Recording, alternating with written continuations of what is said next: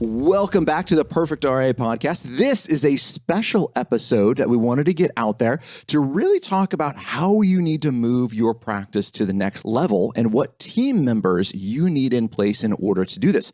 And for that, we have a special guest with us, Theresa Summerlin with Belay. Theresa, thanks for joining us. Thank you for having me. Yeah, I'm super excited. Now, if you guys aren't familiar with Belay, you're going to hear a little bit more about them. But as you know, one of the things Jarvis and I talk about all the time is you got to have team members in place to really get to that next level. And Theresa, that's why I'm really excited that we've partnered with Belay, because getting the right assistants in place, getting the right team members in place is critical in order to help propel our practice to the next level. At least that's what I feel. What are your thoughts on that? Oh, absolutely. Absolutely. The right people, the right skill set, the right cultural fit, the right personality. There's a lot of rights. Yes. And we aim to fulfill every one of them. Yes. All right. So before we get to those rights and those fun stuff, let's get the elephant in the room and kind of talk about some issues that some advisors I think are going to face, whether they've never hired an assistant or they're like me right now, which is in between assistants. So quick little history. I had a longtime assistant. She was fantastic. We promoted her in the company, which is a horrible idea because now I don't have an assistant, but it was great for her. So she's moving up, which is fantastic. Hired an assistant, hired the wrong person. It wasn't Belay, just to be clear. So hired the wrong person as an assistant and got fed up with that hiring process, didn't want to do it again. And so now I'm my own assistant. So I'm pretty sure that's a demotion, but whatever. All right. So I'm my own assistant. And now I'm in that pain point that says, man, I know I should get another assistant because I'm doing things that are not at my hourly rate. And I only have so many hours in a day and I'm doing tasks that could be delegated. But I don't want to go through that pain point. Have you ever experienced with any other advisors, anyone else, executive levels that kind of run into that same thing? Yes. Yes. Unfortunately, you went from a great experience to a not so great experience. Mm-hmm. So it's a little bit of PTSD, I guess, just sort of like, oh, sure. That was a waste of time, a waste of money. And now I don't want to do it again. So I completely understand where you're at. But you do have to back up a little bit and look at the cost of behind. Like, what is the cost of you continuing to do what you're doing that an assistant should be doing for you?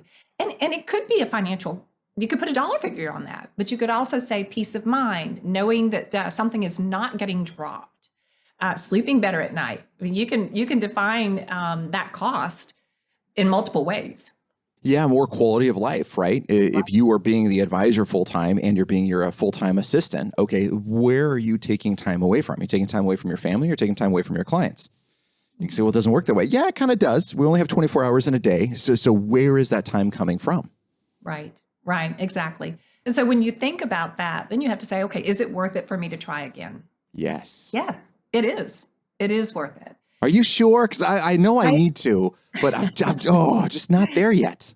Well, I think too, when you think about, if you're able to articulate what didn't go right, mm-hmm. that with us, again, that will help us understand what are we looking for moving forward. And even if it weren't for us, right? If it weren't you communicating and articulating what did not go right with us, if you have that in your mind, then I think you know more clearly what you need to avoid next time. So we look at it as a learning experience. So what was good, what was not so good, and look at it as that learning experience and glean what you're going to do next from that. Sure. I guess another way we could look at this as advisors too, sometimes we bring on the not ideal client and then we need to graduate them because they're generally a pain in the butt, right? Mm-hmm. But we're taking that learned experience and saying, great, how do I recognize these a little sooner and not get in those relationships? We need to apply that same logic here and saying, okay, what's good and bad about previous assistants? And then how do I move forward with it? Is that right? Love it. Yeah, absolutely. Absolutely. Okay. And there are core characteristics in people that make great administrative assistants.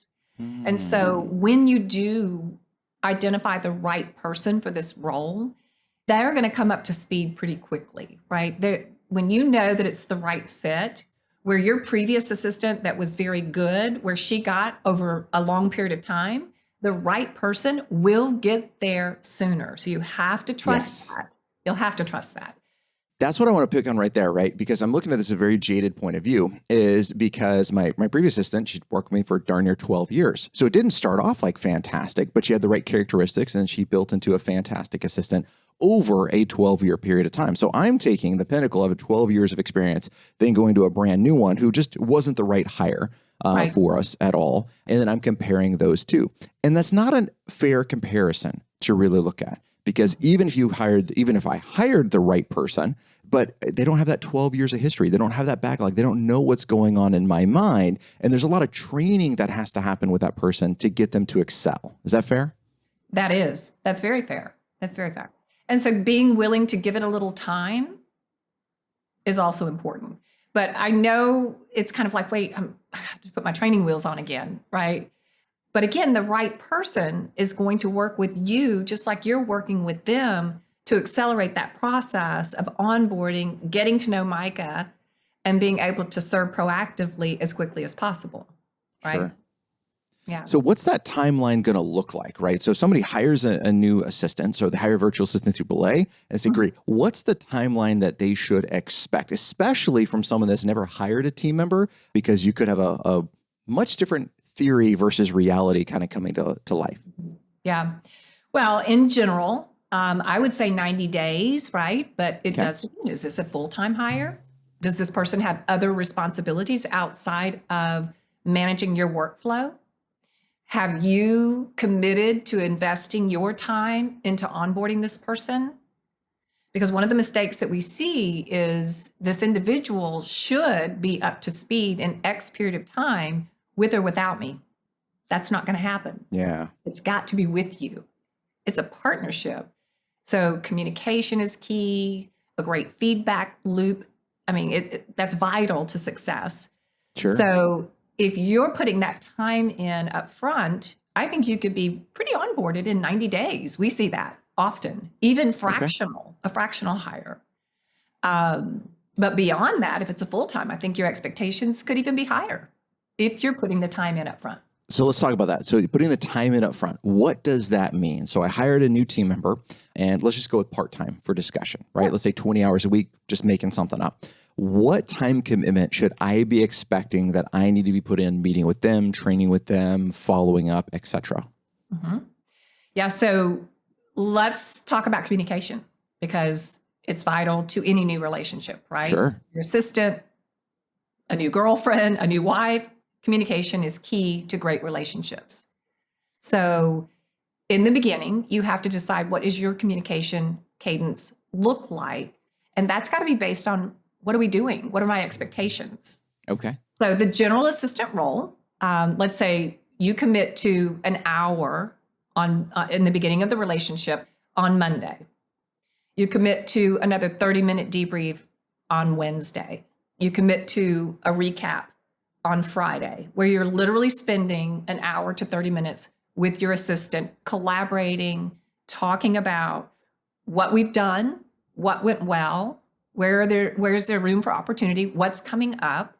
So that's really the communication cadence that I think needs to exist in the beginning of the relationship, with touch points on Tuesday and Thursday, let's say. But they don't have to be 30 minutes. It could be 10 minutes. You also need to kind of identify what communication looks like between those commitments, those meetings where you commit to talking with and collaborating with your VA or with your assistant in general. So what I heard you say is every day you need to be talking with your assistant. You do need to in the beginning, right? Okay. Because the point that this assistant will reach eventually is the point where they can carry out your thoughts. They can finish your sentences. That proactive relationship comes with investing time now. So talking every day, collaborating with intentionality is very, very important. And that's gonna depend on what we're doing, right? It could be 2 to 3 hours a week on the very fractional level, right?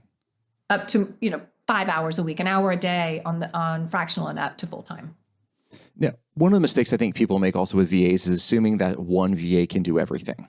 right? Of saying, oh, I want to do social media and I want you to help with dictation and I want you to schedule to get my laundry picked up and I want you to do all these other things, right? And saying that one magical VA will do everything within that allotted time. So when I look at it, working with advisors, I see two issues. Is one, you really have two roles, not one. So you're trying to get one person to do things that are not, they don't have the skill set to do, and you're frustrated that they're not doing it well. Well, they don't have the skill set for it. Or two, you're not really allocating enough time for them to successfully get things done. What's your take on that? Yeah. Great question. So when you're working with someone that you have a very trusting relationship, because in addition to communication, trust is important. And if you give them something that is beyond their skill set and they trust you enough to say, Micah, that's not my sweet spot. I can't do that. Let me resource that for you. And they're comfortable telling you that, then that's a good thing. That's a good thing, right? I'm not comfortable on social media. Gotcha. Let me find somebody that's proficient and that is their second language, and we'll get it done. Now, the other option, and again, trust has to exist, right? Because as an assistant, our goal is to serve you well, and you're asking us to do something. And I need to trust that you're not going to be upset when I say, that's not something I'm comfortable doing for you. Right. But the other option is, do you give this person time and consideration to come up to speed on a particular task? Maybe to get more knowledge around creating a better pitch deck for you, to be more proficient in PowerPoint. Do you give them, if they have the willing desire, do they have the heart to learn this new skill? You have to decide, will you give them that time to sharpen that skill to serve you in the capacity that you're asking? That's a solid point, right? Again, we get this expectation. I get this expectation that hire someone and says, do my PowerPoint. They say yes. I think they're magically an expert in PowerPoint. And even though I haven't clearly communicated what I want, they're going to magically read my mind and make it perfect. And that just doesn't happen. And I think that's just a trap that we as entrepreneurs really fall into because we're not willing, I like what you said earlier, we're not willing to devote the time to the meeting. And then also check-in points, right? One of the things that with especially new team members or anytime I give a team member a new task, I don't like them to go to completion with the task without check-in points on seeing where they're at. Because maybe they made a left turn somewhere in there that was not what I was thinking. And now they're going to waste a ton of time going down the wrong path versus saying, hey, work on it till you get X% or work on it for so many hours and then check in. Your thoughts on that? How does that work with you guys? Yeah. So you are a certain type of delegator that we see, right? That A, B, and C, let's discuss, all looks good. Let's continue with D, E, and F. That's definitely a type of delegation style, right? Okay. We also see delegators that say, here's the outcome. Don't care how you get there, just get there. Okay. We also see delegators on the other end that say that it's more like, listen, here is A, let's talk about it. B, let's talk about it. That's probably something, actually, that's an opportunity, right? If you're there, the opportunity is to get to the mid-level delegator and then to the high-level delegator. Yeah. Okay? So I love that you know that about yourself, right? That this is how you want to delegate. I'm going to jump in and correct that real quick. I don't want to delegate like that. I feel I need to delegate like that in order to get the task done correctly. So I would love to hands off, get these things done and let's move on with life. But I feel like I need to jump in there more and be like, hey, let's make sure we're on the same page as this gets done. Okay.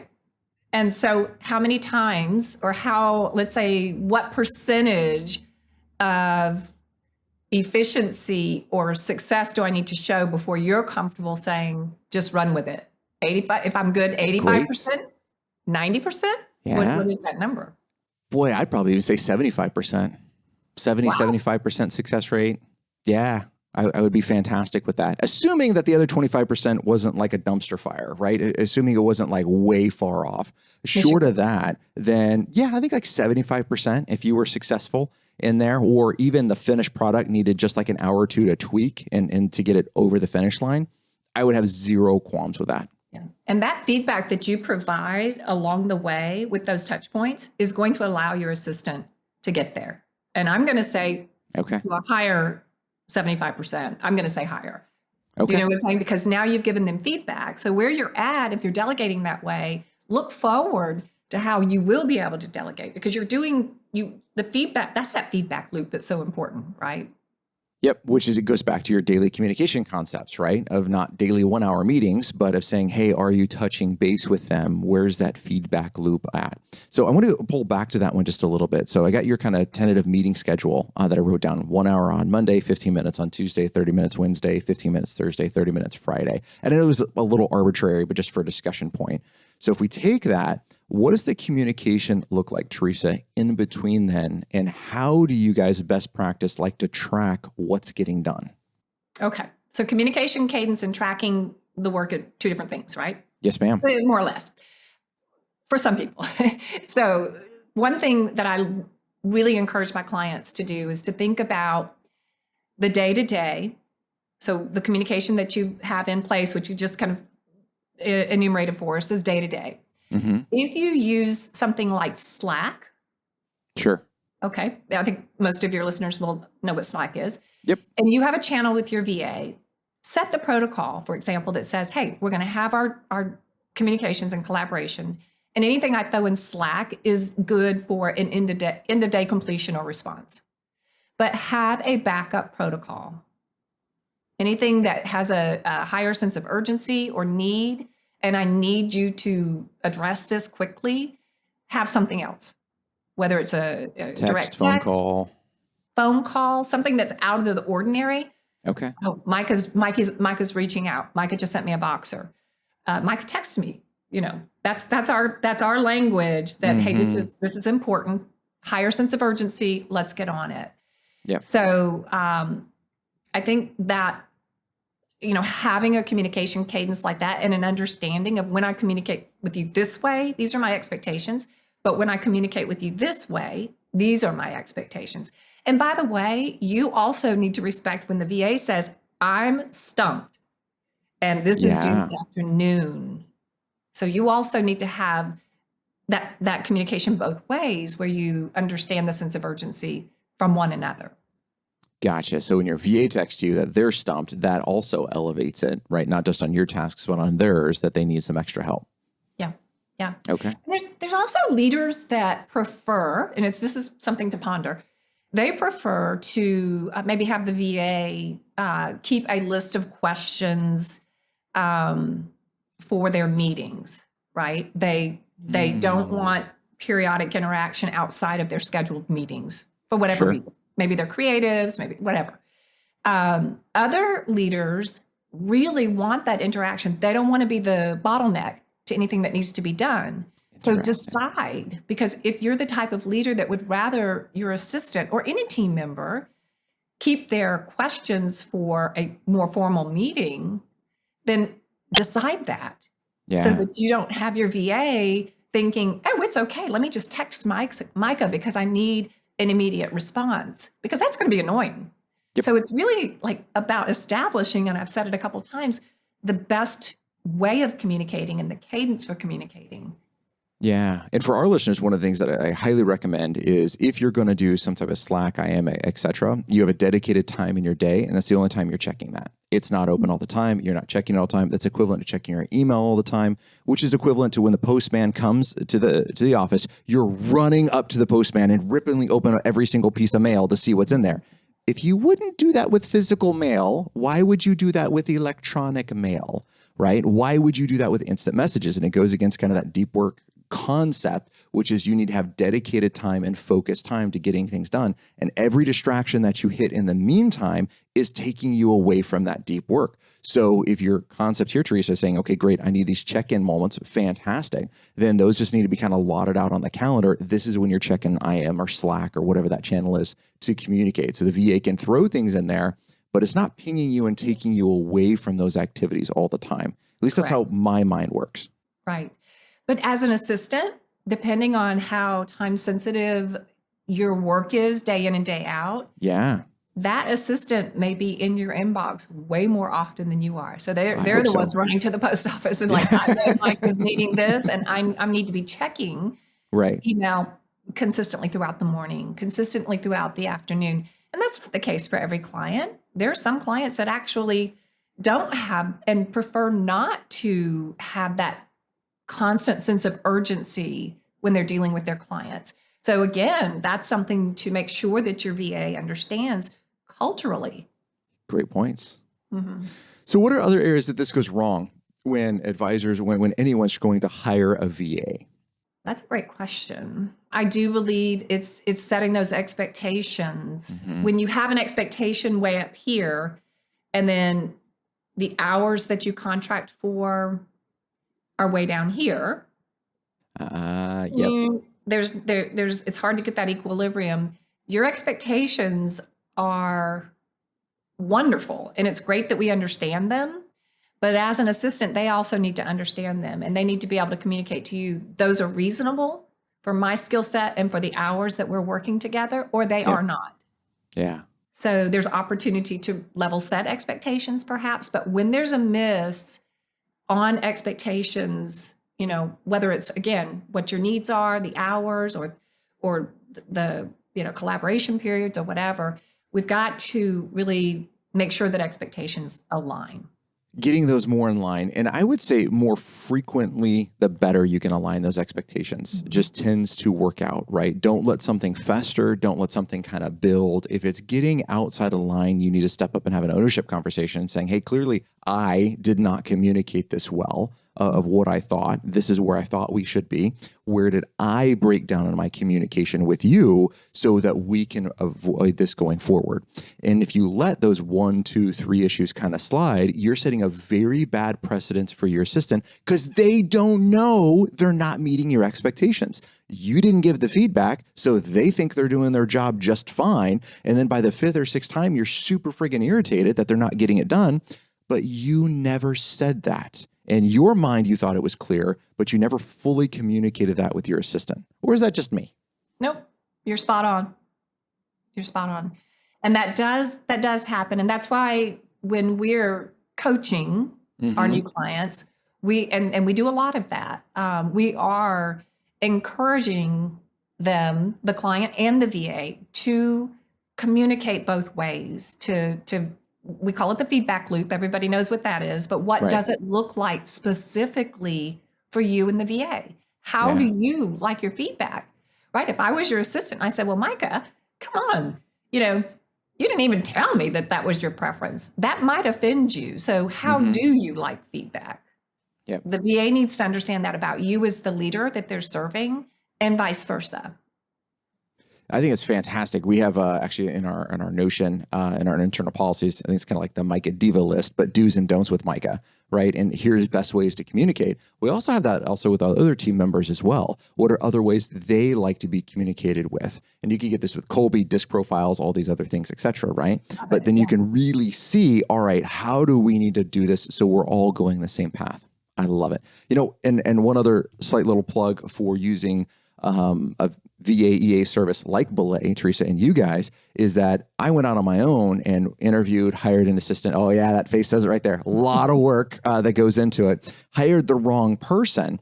Had I had used Belay for this service, it would have been a phone call or a message to Theresa saying, hey, it's not working out with X. I think I need to try another assistant. And I'm assuming, correct me if I'm wrong, that would have been an internal communication, and we probably would have had a new assistant online for me versus months without one. Is that a fair example? Hands down, hands down. So when you have that inkling that this is not the right fit, it's not working out for whatever reason, if that were to occur, what we would do is dig deep with Micah. Give us some new knowledge. What do we need to address this time around, right? We don't want to go do the same thing we just did. We want that new knowledge, and we want to look for the individual that can address what we now know that we didn't know and bring this person back into the equation. When you hire direct and it's a misfire, if you will, you kind of, you're at ground zero again. Yep. Right. So it's like, oh, I got to get the listing out there. I've got to vet resumes. I've got to do this. I've got to do that. I've got to check reference. I mean, it is a process, and it's costly.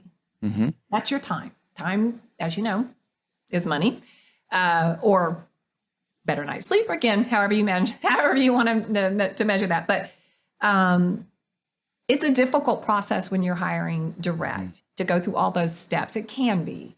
Whereas we have done that, and to be able to just say, listen, transition is inevitable, change is inevitable. I mean, you lost your great assistant for a really good reason. Right. Right. So that's change. And when things change as a partner, then we know Micah, we know what makes him tick. And if there's an opportunity to make things better by going back and identifying another candidate for you, we will do that. It does happen. And then for you, you know that you're going to be supported, and that transition is going to be, I don't want to say completely painless, but it's going to be much less painful. Yes. Than the alternative of having to start all over again. So that's something to keep in mind, because I know one of the feedback, especially if you've not hired an assistant, or if you're looking to hire a virtual assistant, you're going to look at the hourly rates and you're like, holy crap, that's a lot more than I could hire someone locally for potentially. Maybe, maybe not. Let's put that aside. But the reason you're paying more is for a more vetted person who's more qualified to help with these tasks. It's going to shorten that timeline on getting with the right person. And Theresa, as you said, that costs money. If you want to do it yourself, well, rock on. These are a lot of hurdles that you need to jump through. If you're looking for the easy button, it's working with a service like you guys with Belay to say, nope, get me with the right person. Here's how I can build and grow. And we're very passionate about hire your first employee very quickly, whether it's part-time or full-time. Get an assistant. Slow on your second one, right? Figure out how it works, figure out pros and cons, kind of work with that out, build. But if you're to a point where, again, you're not doing the high $1,000 an hour, $2,000 an hour task, because that's not the only work that you're doing, then you are your own assistant. And that is holding you back in some way of growth. And you need to step up and say, how do I delegate those things? How do I move those things off the plate? And Theresa, I'm going to say, nice little plug for you guys. The next step would be calling you or texting RIA to 55123, because you guys did a fantastic job putting a book together, a guide for working with an assistant, and take that next step, become a better leader with this, and move on with that assistant. I'm talking myself into it. So I appreciate that. Theresa, anything else that I'm missing with this that you'd like to add? No, I don't think so. This has been great. This has been great. Thank you for giving me an opportunity to really just show you where my heart's at, which is I do want leaders that are making a difference in this world to be supported, because that's what we see each and every day. Is we're helping leaders like you, like Matthew, just make that impact. And we're doing it by providing great quality support. I mean, that's what a belay does, right? Yeah. You're mountain climbing and you've got that person that you know has you, and you're safe to take that next step. So thank you for having us.